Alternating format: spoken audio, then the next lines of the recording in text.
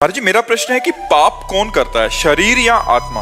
अगर शरीर तो इस देह का क्रम हम अगले जन्म में क्यों भोगते हैं?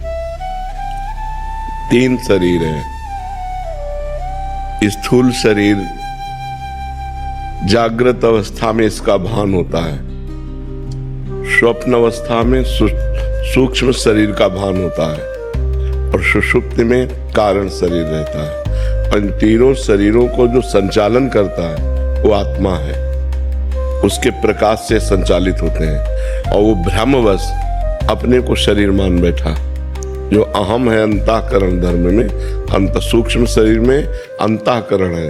अंतःकरण में 4 वृत्तियां हैं। एक है निश्चय जो बुद्धि से होता है, एक है संकल्प विकल्प जो मन से होता है, एक है चिंतन जो चित्त से होता है, और एक है क्रिया को स्वीकार करना। मैंने ये किया, मैं ये करूंगा, उसे अहंकार कहते हैं। बस इसी अहंकार का जन्म मरण होता है। जो आत्म तत्व है वो इस अहंकार में तन्मय हो गया है, तो स्थूल शरीर छूट जाता है, सूक्ष्म शरीर, कारण शरीर और आत्मा उस अहंकार को लेकर के। तो अहंकार को पूरा का पूरा भोग भोगना पड़ता है। मैंने ये किया, मैं ये करूंगा। अगर उसने पाप कर्म किया तो पाप कर्म भोगना पड़ता है, पुण्य कर्म किया तो पुण्य कर्म भोगना पड़ता है। अब पाप कर्म किया तो सूक्ष्म शरीर, कारण शरीर और आत्म तत्व नरक पहुंचा, जाकर उसको वहां यातना देह मिली। अब वहां वो नाना प्रकार की पीड़ाएं भोगता है, मरना तो है नहीं। अगर उसने पुण्य किया, बहुत पुण्य किया, तो देवलोक पहुंचता है, तो सूक्ष्म शरीर, कारण शरीर, आत्मा को देव शरीर प्राप्त होता है।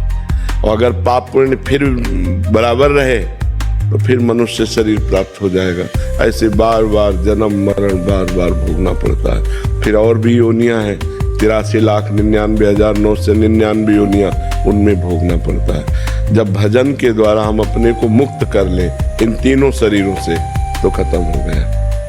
न कारण शरीर, न सूक्ष्म शरीर, न स्थूल शरीर। मैं ये नहीं हूं, ये ऐसे पता नहीं चलेगा, ये भजन से पता चलेगा। जब बुद्धि शुद्ध हो जाती है तब ये ज्ञान हो जाता है, मैं शरीर नहीं हूं अंदर से, तो मोक्ष को प्राप्त हो जाता है। या भगवान में प्रेम हो जाए तो मोक्ष को प्राप्त, 2 के अलावा नहीं। या तो ब्रह्म बोध हो जाए, स्वरूप बोध, और या भगवान से प्रेम हो जाए तो जीव का निस्तार हो जाता है, अन्यथा नहीं।